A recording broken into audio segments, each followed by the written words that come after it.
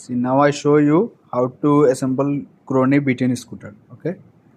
So first, after remove the carton, here a block. You need to press this one. See, you need to push this one and need to hold this one.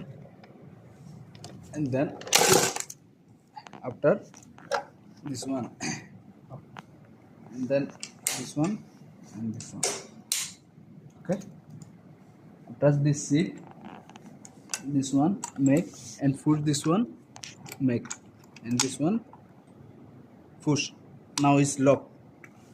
And then the seat, you need to lose this one after push and then make tight this one. Okay, now start the scooter. Horn, this one indicator light, and this one the front light and LED, and this one is big light. And now I drive this one. It's working everything good.